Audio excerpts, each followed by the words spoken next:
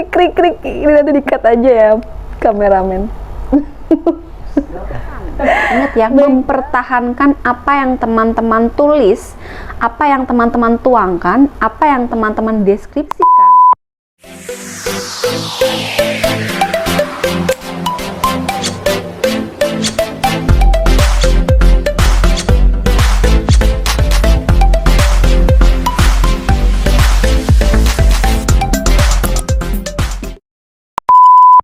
Assalamualaikum warahmatullahi wabarakatuh. Welcome back to my YouTube channel Dosen Hype Official. Bertemu lagi dengan saya Nisak. Jadi dalam video kali ini saya akan menyampaikan tema terkait dengan mahasiswa dinyatakan tidak lulus sidang skripsi. Nah, tidak lulus tuh, gimana dong? Kira-kira apa saja sih yang menyebabkan mahasiswa tersebut dinyatakan tidak lulus sidang skripsi gitu ya? Jadi teman-teman harus menyiapkan nih apa saja supaya nantinya teman-teman bisa melaksanakan sidang dengan baik, lancar, puas, dan nilainya pun A gitu ya, mutlak A gitu ya kalau bisa tuh. Jadi yang akan saya jelaskan di sini yang pertama, sebelum kita mengetahui apa penyebabnya, alangkah baiknya kita mengetahui mengenai kriteria atau poin-poin apa saja sih yang menjadi bahan penilaian oleh penguji dan pembimbing pada saat sidang skripsi. Namun, teman-teman harus pahami bahwa penilaian ini berbeda antara perguruan tinggi yang satu dengan yang lain. Jadi otomatis teman-teman harus menanyakan dulu nih pada saat sedang skripsi ini, pada saat proses pengerjaan skripsi, teman-teman tanyain pada pembimbingnya, kira-kira pada saat sidang nanti kriterianya apa saja sih Bu, gitu, supaya teman-teman bisa menyiapkan semuanya dengan baik gitu ya. Saya akan menjelaskan mengenai gambaran secara umum penilaian tersebut ya. Bisa teman-teman nanti sesuaikan dengan perguruan tinggi teman-teman. Yang pertama adalah mengenai tata tulis dan sistematika. Ini penting banget. Tata tulis itu dari cover itu sudah mulai dilihat penilaiannya dari cover, kemudian biasanya ada halaman persetujuan, halaman pengesahan gitu ya. Ada kata pengantar, ada daftar isi, ada daftar tabel, daftar gambar gitu ya. Sampai ke lampiran pun itu menjadi penilaian dalam tata tulisnya. Kemudian sistematikanya juga sama, sistematikanya dari penyusunannya kira-kira sudah sesuai nggak sih dengan sistematika yang ada di perguruan tinggi teman-teman gitu ya. Dari bab 1 itu subbabnya apa aja, bab 2-nya itu isinya apa saja, bab 3-nya apa saja, sampai ke penutup bab 5 dan lampiran pun menjadi bahan penilaian. Kemudian yang kedua, poin kedua adalah mengenai substansi atau isi dari masing-masing judul subbabnya. Misalkan abstrak gitu ya, abstrak itu isinya apa nih? Misalkan abstrak itu isinya adalah tujuan penelitiannya apa, metodenya dan hasilnya. Ya udah, hanya mencakup itu aja. Di luar itu tidak perlu teman-teman tuliskan di abstrak gitu. Kemudian contoh lagi misalkan di bab 1 nih. Bab 1 isinya apa? Misalkan ada latar belakang penelitian. Kira-kira isinya sudah mewakili belum yang melatar belakangi penelitian teman-teman atau yang melatar belakangi permasalahan kenapa teman-teman mengambil judul tersebut. Gitu. Jadi jangan sampai teman-teman biasanya terlalu asik menulis dari latar belakang penelitian sampai 5, 6, 7 halaman tetapi ternyata isinya tidak mewakili. Itu berarti kurang penilaiannya dalam hal substansinya gitu ya. Begitu pula dengan misalkan bab kedua, kajian teorinya. Apakah kajian teori sudah mewakili bahwa oh kita mengambil teori ini karena memang membutuhkan teori tersebut dalam skripsi teman-teman. Kemudian misalkan di bab ketiga ada teknik pengumpulan data, ada teknik analisis data, ada populasi data sampel. Nah, apakah itu sesuai dengan isi atau skripsi yang teman-teman butuhkan gitu ya, disesuaikan dengan sub pokoknya dan isinya apa gitu. Itu poin yang kedua. Kemudian poin ketiga yaitu mengenai wawasan. Nah, skripsi ini teman-teman, itu mahasiswa diujikan untuk bisa mempertahankan, ingat ya, mempertahankan apa yang teman-teman tulis, apa yang teman-teman tuangkan, apa yang teman-teman deskripsikan dalam skripsi tersebut. Bisa nggak sih teman-teman bertanggungjawabkan ketika ditanya mengenai bab 1 yang teman-teman tulis, kemudian penguji menanyakan, kita bisa nggak menjelaskan tentunya ketika memang itu hasil karya teman-teman harusnya bisa gitu ya, harusnya bisa menguasai semuanya kalau teman-teman memang menyusun secara pribadi atau secara sendiri masing-masing teman-teman. Kemudian wawasan ini pun tidak hanya di lingkup isi dari skripsi tersebut, tetapi bisa di luar dari skripsi juga. Misalnya ditanyain mengenai bidang teman-teman atau konsentrasi teman-teman atau jurusan teman-teman. Nah, mesti ditanya ini dasar-dasarnya. Karena kita udah kuliah misalnya 8 semester teorinya gitu ya.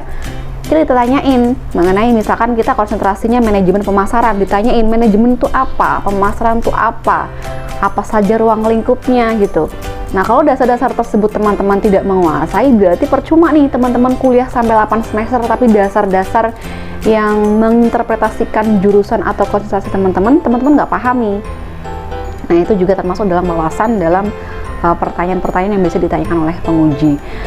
Kemudian poin yang terakhir yaitu adalah etika.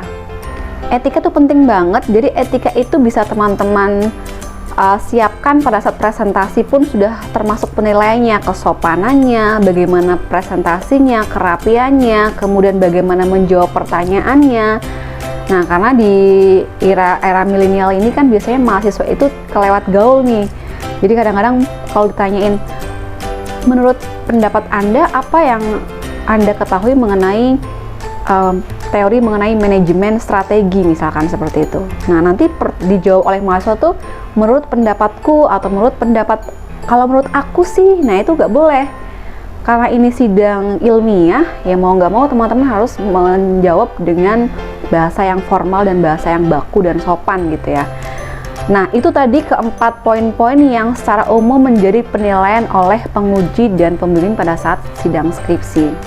Jadi dalam sidang skripsi ya teman-teman, kalau misalkan kita sudah mau proses melalui tanya jawab sampai selesai, kan nanti ada penutup ya. Jadi penutup itu adalah kita dosen penguji dan pembimbing itu rapat secara tertutup.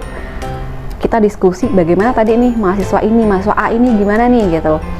Nah, biasanya dalam perguruan tinggi juga masing-masing ada beberapa kesimpulan. Itu masing-masing nih, kalau di tempat saya itu ada yang namanya ditangguhkan atau dipendingkan. Berarti nanti teman-teman disuruh membuktikan mengenai apa yang sudah teman-teman tulis tetapi kurang buktinya, jadi ditangguhkan tuh skripsinya. Terus ada yang tidak lulus dan lulus, jadi ada 3 itu.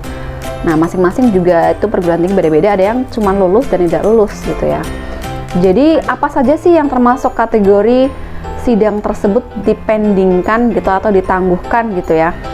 Nah, biasanya itu terkait dengan data penelitian teman-teman, data, kemudian ada lampiran. Kadang juga hal sepele mengenai surat penelitian itu ternyata teman-teman kelupaan nih. Misalkan teman-teman sudah melakukan penelitian nih di lembaga tertentu atau di perusahaan tertentu, tapi teman-teman lupa untuk mencantumkan lampiran surat observasi atau surat penelitiannya. Nah, itu ketika nanti ditanyakan teman-teman tidak bisa membuktikan. Biasanya kalau ditanyakan, oh iya lampirannya kelupaan Bapak Ibu, nanti saya akan coba lampirkan pada saat revisi. Nah, tetapi karena ini kita sistemnya itu masih online, biasanya penguji menanyakan untuk punya nggak soft filenya atau punya nggak bukti di komputer teman-teman atau di laptop teman-teman gitu ya. Nah, kalau teman-teman tidak bisa menyertakan itu, berarti kan perlu dipertanggungjawabkan nih, teman-teman beneran melakukan penelitian di sana apa enggak gitu. Kalau memang tidak bisa membuktikan ya berarti kan itu istilahnya masih apa ya, masih belum jelas tuh. Nah, akhirnya biasanya sidang tersebut ditangguhkan atau dipendingkan. Jadi si penguji meminta bukti secara empiris, data-data atau bukti lampirannya itu untuk segera diberitahukan. Kemudian yang berikutnya ketika misalkan nih yang paling parah banget, misalkan nggak lulus nih, nggak lulusnya itu adalah dia tidak bisa menjawab pertanyaan. Tidak bisa menjawab pertanyaan, biasanya kalau misalkan sebagai mahasiswa pada umumnya ya, kita bicara pada umumnya adalah mahasiswa tidak bisa menjawab pertanyaan 1 atau 2 atau 3 pertanyaan. Ya, misalkan dia kelupaan atau misalkan grogi atau misalkan tidak mempelajari masalah itu ya. Jadi dia merasa pertanyaan itu asing gitu. atau tidak memahami pertanyaannya. Nah, tapi ketika memang pertanyaan tersebut dilontarkan dari penguji pertama, penguji kedua gitu, sampai pembimbingnya pun menanyakan, dia tidak bisa menjawab nih. Nah, ya otomatis dia akan tidak lulus. Ya, karena nanti akan dicurigai bahwa skripsinya itu mereplikasi dari skripsi orang lain. Nah, itu bahaya banget. Atau jadi kan kalau mahasiswa sekarang itu kan karena mungkin kesibukannya banyak tuh, kadang-kadang kan minta tolong untuk dibantu oleh teman-teman yang lain gitu ya.